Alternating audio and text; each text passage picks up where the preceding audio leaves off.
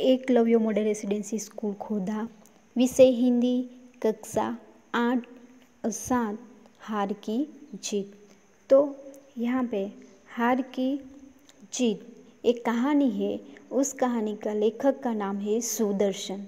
तो सुदर्शन का परिचय हम यहाँ पे देखते हैं कि उनका जन्म सन 1896 में और निधन 1968 में उनका निधन हुआ था।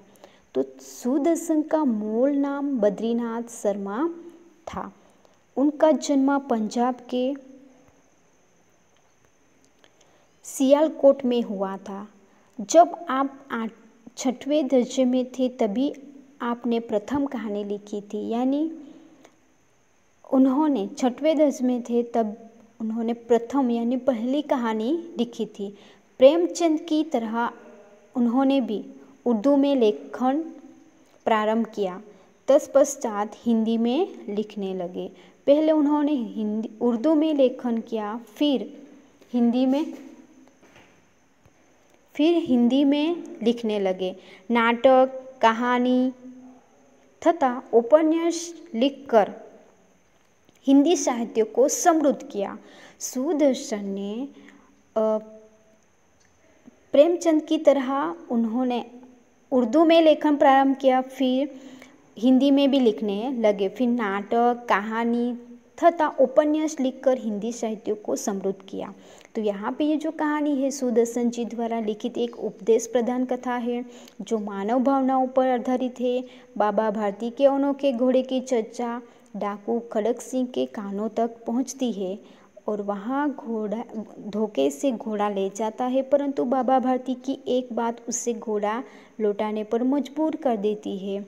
तो इसी बात ने इस डाकू का हृदय परिवर्तन कर दिया। इसी बात पर यहाँ प्रकाश डाला गया है। इस कहानी में विनम्रता, उदारता, पश्चात दया भाव, लोकहित की आकांक्षा आदि मूल्यों को समाविष्ट किया गया है।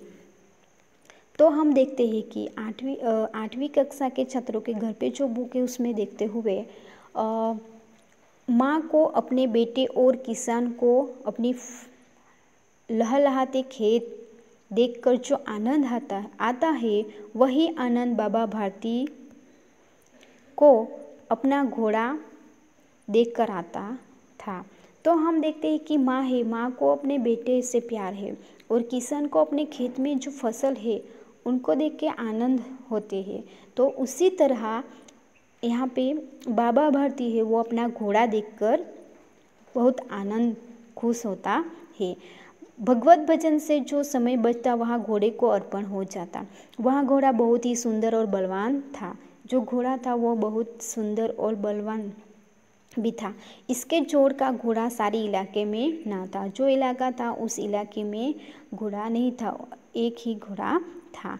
बाबा भारती उसे सुल्तान कहकर पुकारते। तो बाबा भारती उसको जो घोड़ा था उसको सुल्तान कहकर पुकारते थे। आपने हाथ से खरहरा करते, खुद दाना खिलाते और देख देख कर प्रसन्न होते थे।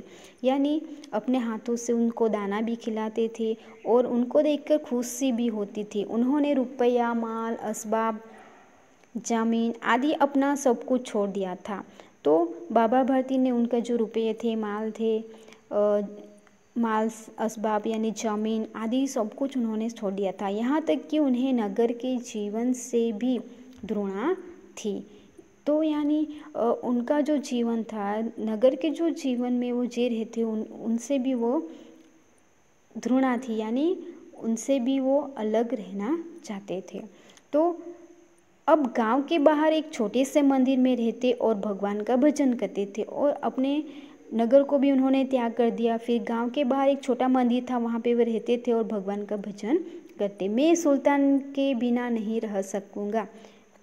सुल्तान यानी घोड़े के बिना वो रहना नहीं चाहते थे। उन्हें ऐसा लगने लगा था वे उसकी चाल पर लट्टू थे। कहते ऐसे चलता है जैसे मोर घटा को देखकर नाच रहा हो।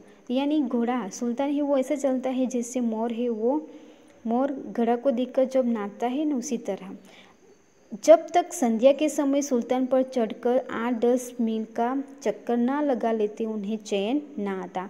यानी संध्या के समय होते उस समय सुल्तान उस पर चढ़कर 8-10 मील का चक्कर लगाते थे। तो खड़क सिंह उस इलाके का कुख्यात डाकू था। कुख्यात यानी बदनाम डाकू था। लोग उसका नाम सुनकर कांपते थे। यानी वहाँ के जो इलाके के जो लोग थे वो लोग उनका नाम सुनकर ही डरते थे। होते होते सुल्तान की कीर्ति उसके कानों तक भी पहुँची।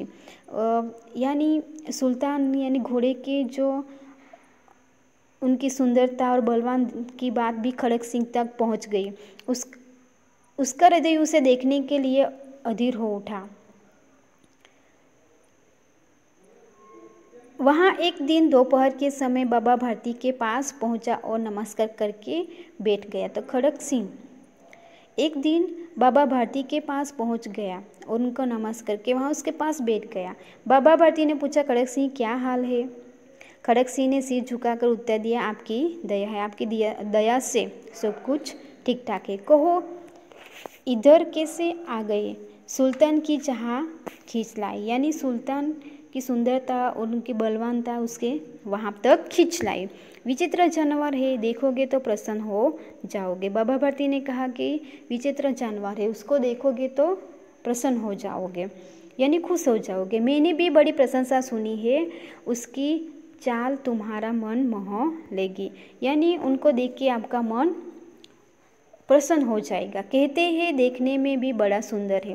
क्या कहना, जो उस एक बार देख लेता है उसके हृदय पर उसकी छवि अंकित हो जाती है। छवि यानी उनका जो चित्र है वो तस्वीर हमारे ऊपर मन पर आ जाती है। बहुत दिनों से अभिलाषा थी, आज उपस्थित हो सका हूँ।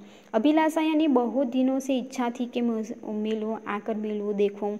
बाबा भारती और खड़क सिंह अस्तबल में पहुँचे। अस्तबल में यानी तबेला घुड़साल। बाबा ने घोड़ा दिखाया घमंड से, खड़क सिंह ने घोड़ा देखा आश्चर्य से। यानी बाबा भारती ने घमंड से खड़क सिंह को दिखाया, पर खड़क सिंह ने आश्चर्य से उन घोड़े को देखा।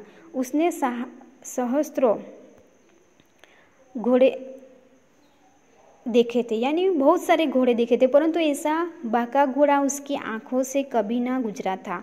यानी खड़क सिंह ने पहली बार ऐसा घोड़ा देखा था। सोचने लगा, भाग्य की बात है, ऐसा घोड़ा खड़क सिंह के पास होना चाहिए था। खड़क सिंह ने मन ही मन सोचा कि मेरे पास ऐसा घोड़ा ही होना चाहिए। इस साधु को ऐसी चीज़ों से क्या लाभ? उस साधु को ये घोड़े के क्या लाभ हो सकता है? कुछ देर तक आश्चर्य से खड़ा रहा। खड़क सिंह कुछ देर तक वहाँ पे आश्चर्य से खड़ा रहा। उसके पश्चाताप उसके हृदय में हलचल होने लगी।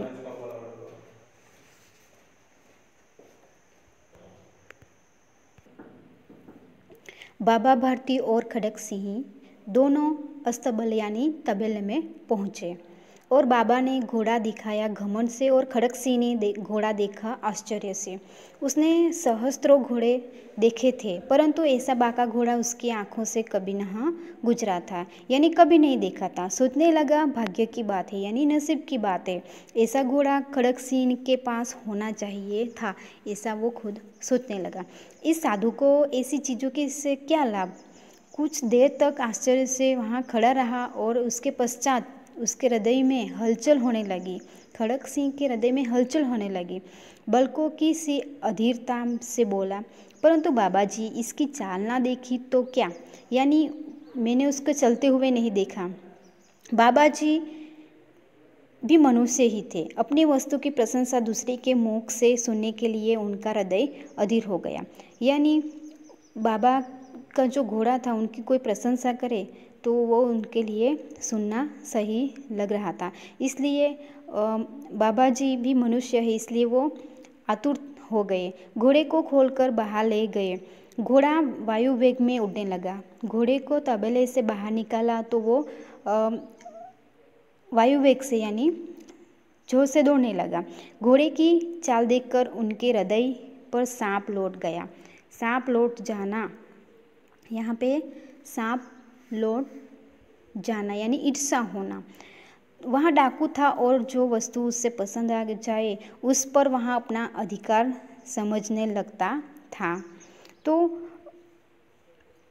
खड़क सिंह को ईर्ष्या होने लगी और वो डाकू था इसलिए उसे पसंद आ गया और उनका खुद का अधिकार हो ऐसा वो समझने लगा। उसके पास बाहुबल था और आदमी भी थे। जाते जाते उसने कहा, बाबा जी मैं यहाँ घोड़ा आपके पास ना रहने दूंगा। और खड़क सिंह ने बाबा जी से कहा कि ये जो घोड़ा है वो मैं आपके पास नहीं रहने दूंगा। बाबा भारती डर गए। बाबा भारती को डर लग गया। अब उन्हें रात को नींद ना आती थी और सारी रात अस्तबल की रखवाली में कटने लगी। बाबा भारती को नींद भी उड़ गई और वो तबेले के पास ही उनकी रखवाली किया करते थे।